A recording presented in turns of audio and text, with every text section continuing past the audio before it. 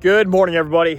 So I want to talk today about greed and why greed is destructive. And really, I want to talk about the destructive nature this nation seems to be going down. This is actually quite serious. When I think about greed, Jesus talks about greed in the Bible. And what he tells people is that, guard against all types of greed. And I used to have trouble with this one because I always thought, isn't the goal of the American dream to accumulate things? Isn't the goal of the American dream to, just kind of think about like how you can make more money in the market and how you can build homes and vineyards and all kinds of stuff? Isn't that, you're sitting back, you're drinking a glass of wine, you're looking at your yard and your prosperity and everything. But Jesus talks about this in the Bible. And I want to start off with that because I think it's very important. You might not be a Christian, and that's fine. Maybe I can inspire you to be one. But the point is, when I think about greed, think about the guy who had, and he said, I will build bigger barns. I will build more and more, and I will tear down the ones I have and build bigger barns. And God said, you fool, this night your soul is required of you. And I don't think we often think about this because when we think about our lives, the average life expectancy is 74, so most of us just kind of go on and hope we don't die before then. We just kind of go to work, whatever it is. But something is dying inside of us, though, especially with, these days, all this technology.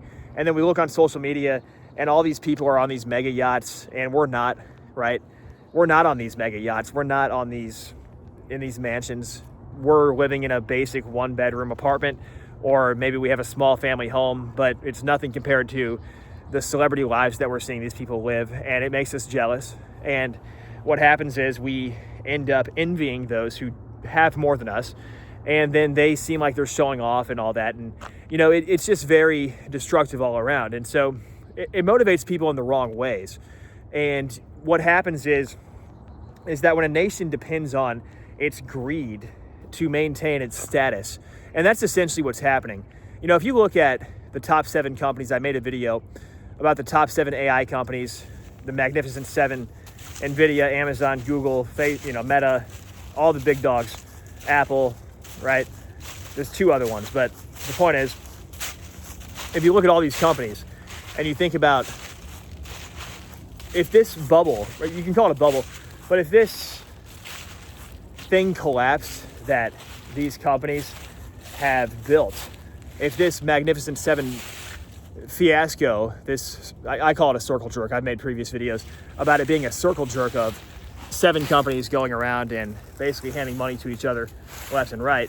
But if this thing were to kind of collapse, how could this economy survive? Because if you think about how much GDP this is generating, now the problem is that the GDP is not transitioning down to the little guy. So you can argue all you want about this trickle-down economics and all this, but the problem is that, what is that, Reagan?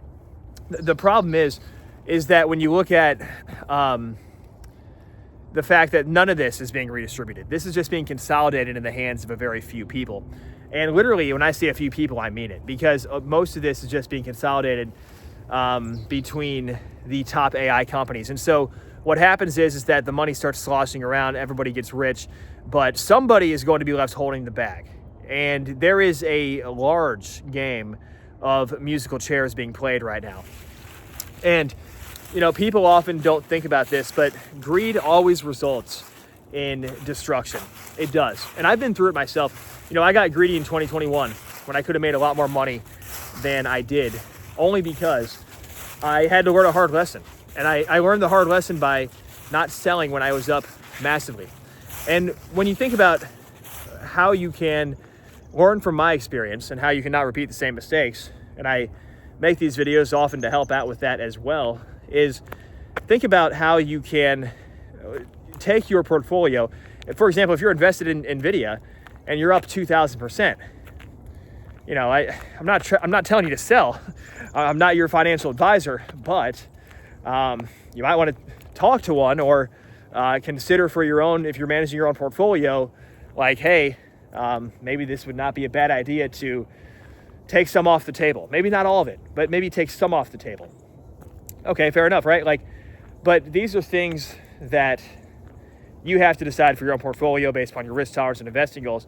I'm just saying, the greed aspect is there to the point where there will be a spectacular collapse at some point. I don't know when it happens, but in the meantime, it's destroying the job market because everybody's afraid of AI taking their job. And it actually kind of is, because when you think about these AI interviews too, you can't even get in front of a real human a lot of times. And then you have AI virtual recruiters. I've dealt with the same thing. And so I know what people are going through. And you have a dystopian job market where people are out of work for 6 months or a year, only to try to land something that barely pays the bills, maybe some low-level service job. And then you are hearing about, oh yeah, well, it's coming for those jobs too. So watch out. It's coming for every job, maybe the plumbers too eventually. But it's ridiculous. I mean, it's just absolutely ridiculous. And here we are in this society where it's almost turning into like this lord and serfs society, where I've made a video on that too, where discussing how, yes, there's a lot more opportunity these days, but there's also more barriers to entry in some regards, because the people who have access to this technology, and really most people can have access to this technology pretty cheaply, let's be honest, but few people are actually willing to learn the skills needed to build these systems or build these, what if you want to call them, the AI infrastructure to really make money and do anything with it. So the problem is that it's being consolidated between a few people, literally on Wall Street or on, in these tech companies. And as that's happening, the real growth of the S&P 500, by the way, beyond these 7 tech companies, is negligible compared to the growth that these companies are seeing, which is absolutely insane to think about because of how much wealth is being concentrated. And meanwhile, there's no enforcement, and I've just discussed this as well, but there's no enforcement of the Sherman Antitrust Act, John D. Rockefeller, no enforcement of any of this in Congress. And so you ask yourself, who's running this show? I mean, really? But it is the tech companies, no doubt. They have so much leverage, so much power these days in terms of what they can do and how they can pull the puppet strings of Washington, D.C. It really is unfortunate. And so if nothing is done about this, do you guys realize that greed left unchecked, power corrupts absolutely, as they say. And I don't see any solutions. And so this is what's going to destroy the nation.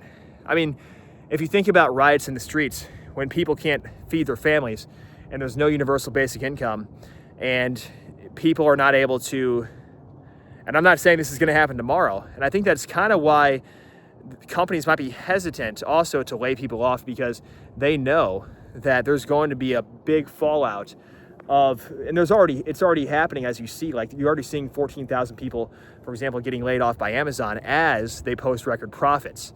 So this is already happening in our face, and yet nothing is being done about it. So I would not expect the policy change to be there. I just would not. And so that's a very scary thought, because if you have a mass job displacement and you have all this greed and consolidation of power at the top, there's no enforcement of any kind of taxes, regulations, or the Sherman Antitrust Act breaking up these AI companies. At this point, they're all just AI companies. They're not even like anything else. I don't consider them anything else. They are AI tech conglomerates that need to be broken up, and they have monopoly power. There's no doubt about it. And I'm in strong favor of doing so. But, if I ever ran for Congress, if you guys want to support me, support daily investment advice. That's the way you can do it. You check out the link in the description. But if I was ever going to do anything about that, that would be my first objective, is breaking up these massive tech companies. You have to, because nobody's doing anything about it. It's terrible. And the consolidation of power is never a good thing. Consolidation of power and greed is never a good thing. And the goal in life should not be to have the most toys. Now, I'm not saying wealth is a bad thing.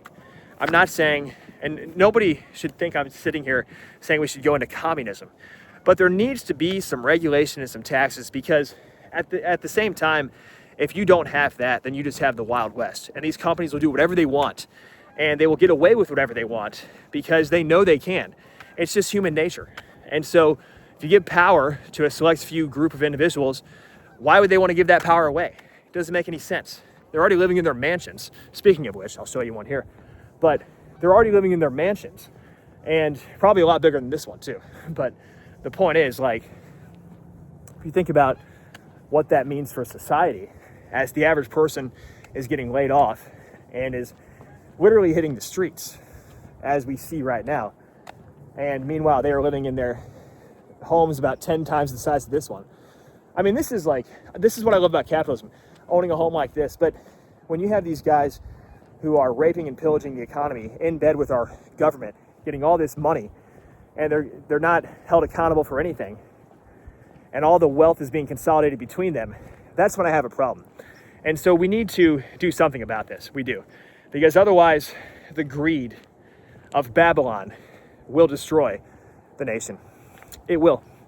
So thank you all for tuning into this video, and hope you all enjoyed this one. Take care out there, and we will see you in the next one.